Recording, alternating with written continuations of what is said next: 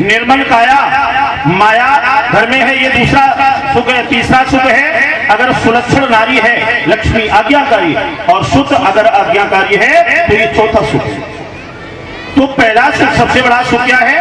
निर्मल काया। अगर हम गरीब हैं, मेरे पास खाने को नहीं है, सारे दिन मजदूरी करेंगे, मेहनत करेंगे, अगर शरीर स्वस्थ है तो शाम को सब्जी दाल रोटी नहीं तो नमक रोटी खाकर आराम से चैन से सोएंगे। दौलत करोड़ों आप लोगों ने ऐसे देखे होंगे जिनके पास करोड़ों की दौलत है, लेकिन डॉक्टर ने मना कर दिया, बोले मीठी चीज बंद, बोले कि आलू की सब्जी, बोले बिल्कुल नहीं, बोले गेहूं की रोटी, बोले बिल्कुल नहीं, बोले क्यों? बोले 560 डाइट पी। अब देख रहे हैं माल पानी बन रहे लेकिन खा नहीं पाते, ये सबसे बड़ा दुख है, क्योंकि भगवान ने उन्हें केवल रक्षा करने को दी, लक्ष्मी देखे जाओ लेकिन तुम्हारे नसीब में नहीं।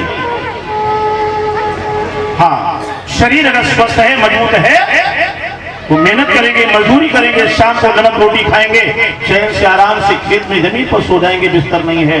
करोड़ों आपने ऐसे देखे होंगे जिनके पास दौलत है लेकिन उन्हें नींद नहीं आती, इंजेक्शन देकर उन्हें सुलाया जाता है। बोलो ये सुख है? ये सबसे बड़ा दुख है। तो भगवान श्री ठाकुर जी से हमेशा प्रार्थना ये करिएगा कि केवल हमें प्रभु हमारा शरीर निरोगी बना रहे, हमारी स्मृति ध्यान, हमारी बुद्धि ताजी बनी रहे, ताकि शरीर से जो हम स्वस्थ होंगे तो आपका ध्यान होता रहेगा। एक बात ध्यान देना, ठाकुर जी से प्रभु से हमेशा यही मत मांगना कि हम सुखी रहे, मेरे बच्चे सुखी रहे। कभी कभी जीवन में दुख भी मांगना है ना, दुख भी मांगो। क्यों? बड़ा सुंदर एक बात याद आती है, महाभारत का जब युद्ध समाप्त हुआ है, भगवान कृष्ण हस्तिनापुर छोड़कर द्वारिका जाने लगे हैं, तो सोचा लाओ अपनी बुआ से मिलते चले, कुंती के पास सोचे। कन्हैया बोले बुआ जी, बोले हाँ श्याम, बोले आज हम आपको छोड़कर द्वारिका जा रहे हैं। आज तक सभी ने कुछ मांगा, किसी ने राज्य मांगा, किसी ने पुत्र, किसी ने यश, किसी ने ताकत, लेकिन आज तक बुआ जी आपने कुछ नहीं मांगा। मेरी इच्छा है आज हम जा रहे हैं, आज हमसे कुछ मांग लो। कुंती बोली श्याम, कन्हैया हम जो मांगेंगे वो हमें तू देगा? कृष्ण बोले हाँ बुआ जी, आप जो मांगेंगे मिलेगा। बोले देगा? बोले हाँ बुआ। बोले देगा? बोले हाँ। जब 3 बार वचन लिया तो कुंती ने क्या मांगा? कहा कृष्ण मुझे केवल एक वचन दे देना, मैं केवल एक तुझसे वरदान मांगती हूँ कि मेरे जीवन में विपत्तियां आती रहे, मैं हमेशा मुसीबतों में घिरी रहूं।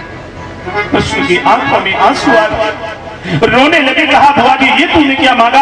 आज तक संसार में सभी ने सुख ऐशो आराम धन दौलत सब कुछ मांगा, पुत्र, लेकिन तू अकेली ऐसी भक्त है जो कह रही कि हम मुसीबत में घिरी ने विपत्तियां आती रहे, ऐसा क्यों?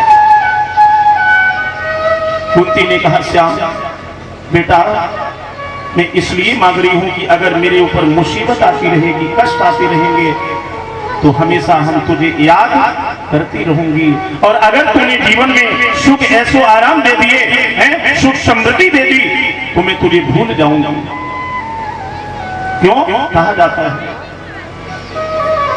दुख में सुमिरन सब करे और सुख में करे न कोई, और जो सुख में सुमिरन करे तो दुख काहे।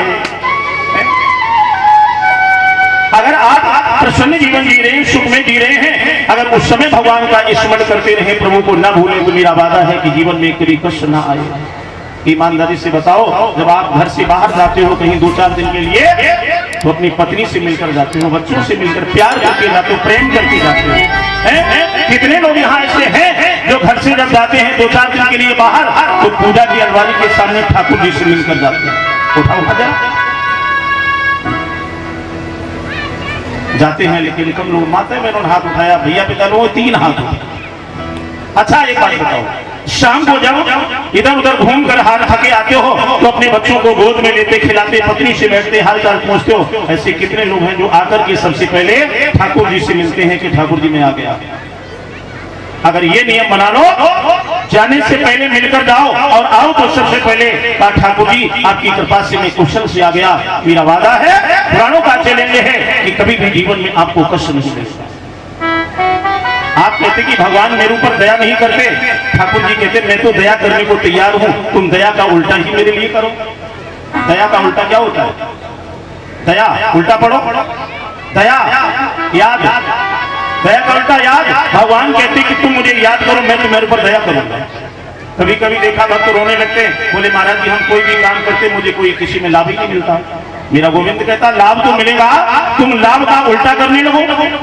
लाभ का उल्टा क्या होता है? लाभ उल्टा पढ़ो, भला, दूसरों का भला करने लगो, लाभ होगा। परोपकार है सतन होत्या, लेकिन बुरा करोगे तो बुरा मिलेगा और अच्छा करेंगे तो अच्छा मिलेगा, इसमें कोई नो डाउट। बोले भगवान भवानी की।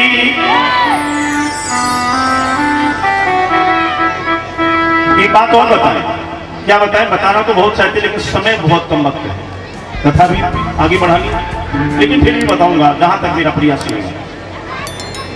कभी कभी हमने देखा, मेरे पास कुछ भक्त आते हैं, बोले महाराज जी हम जितनी पूजा करते हैं भगवान की, ठाकुर जी की, कन्हैया की, शंकर जी की, जिसकी कर पाए, और उतने ही मेरे जीवन में कष्ट आते, मुझे बहुत परेशानी आती, लोग मुझे बहुत सताते।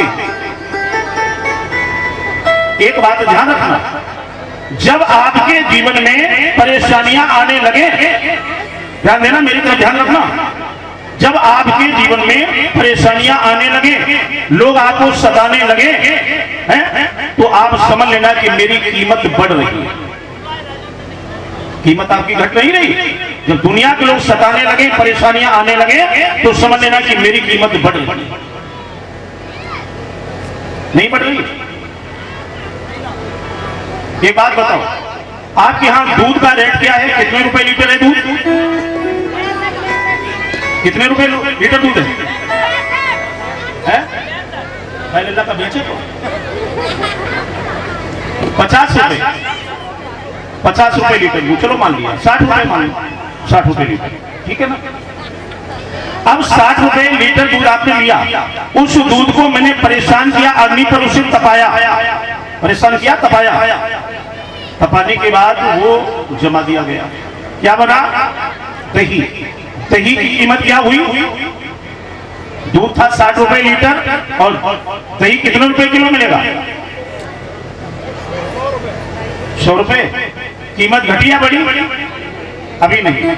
अब दही को मटकी में डाल करके लकड़ी की मथानी लेकर मैंने पिटाई की, उसे परेशान किया, पिटाई की, उससे निकला मक्खन। मक्खन का रेट क्या हुआ? कितने रुपए किलो?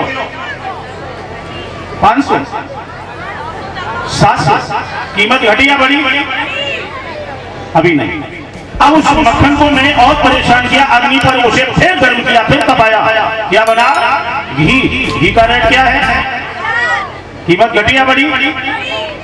जितना तपाया गया, जितना परेशान किया गया, उतनी कीमत बढ़ी। जितने आप परेशान होंगे, जितने दुनिया के लोग सताएंगे, उतनी कीमत घटती है। प्रहलाद को कितना तपाया गया, कितना परेशान किया गया, नरसी की कितनी बेइज्जती की गई, नरसी को कितना सताया गया, लेकिन कीमत बढ़ी, है ना? पहली बात ये कभी मत करना कि भगवान की, मैं ठाकुर जी की पूजा करता हूँ, भगवान मेरी ही परीक्षा लेते हैं। अरे परीक्षा तुम्हारी नहीं लेंगे तो किसकी लेंगे? ये बताइएगा, जो बच्चे गलियों में घूमते रहते हैं, जिनका एडमिशन ही नहीं हुआ है, परीक्षा उनकी होती है, या जो बच्चे विद्यालय पढ़ने जाते हैं एग्जाम उनका होता? बोलो जरा, परीक्षा किसकी होती है? जो बच्चे पढ़ने जाते हैं, और जो पढ़ते ही नहीं है, एडमिशन ही नहीं हुआ, उनकी परीक्षा देखिए कभी नहीं होती। तो भगवान परीक्षा उसी की लेते हैं जो भक्ति का पाठ पढ़ता है, भगवान की सेवा करता है, पूजा करता है, उसी की परीक्षा होती है। और जो भगवान की सेवा पूजा करता ही नहीं, उसकी भगवान कभी परीक्षा नहीं लेते हैं। अब परीक्षा है कहाँ? परीक्षा तो तब थी, मूर्त ध्वज की बात भूखा शेर लेकर के पहुंचे कृष्ण अर्जुन और कहा कि ये शेर भूखा तुम्हारे पुत्र का मांस खाएगा। शर्त ये रखी कि एक तरफ आराम में तुम लगोगे, एक तरफ तुम्हारी रानी। शर्त ये है कि दोनों की आंखों से आंसू निकल गए तो ये भूखा शेर मांस छोड़ देगा।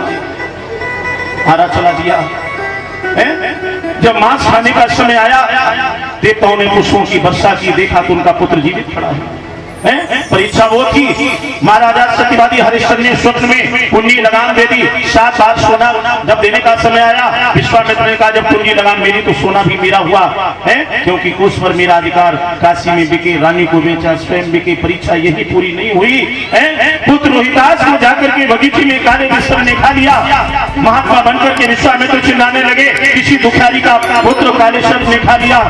जिस समय सारा रानी वहां पहुंची तो देखा उसके जिगर का टुकड़ा नीला पड़ा है, मुंह से झाग निकल रहा।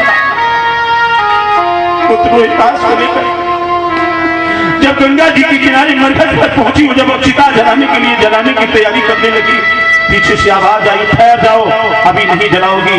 पीछे मुड़कर देखा तो हरिश्चंद्र लाठी लिए खड़े हैं। बोले मैं यहाँ का मालिक, पहले मुझे यहाँ का कर चाहिए, उसके बाद चलेगा पुत्र। तारा रानी आंखों में आंसू लेकर बोली, स्वामी पतिदेव, मैं आपकी पत्नी तारा, आप मेरे पति है, ये आपका पुत्र है रोहितास। हरिश्चंद्र कहने लगे, आज यहाँ पर ना तू मेरी रानी ना ये मेरा बेटा, ना मैं इसका बाप हूँ, मैं अपने मालिक का वफादार नौकर हूँ। जब तक कर नहीं मिलेगा पुत्र नहीं जलेगा।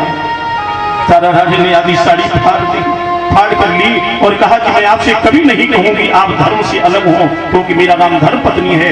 देवताओं ने पुष्पों की वर्षा की, धन्य है सत्यवादी महाराजा हरिश्चंद्र। परीक्षा तो वो होती थी। आज की छोटी सी परीक्षा से आप लोग विचलित हो जाते हो कि भगवान की मैं सेवा करता हूँ, पूजा करता हूँ, भगवान मेरी परीक्षा लेते। परीक्षा है ही कहाँ?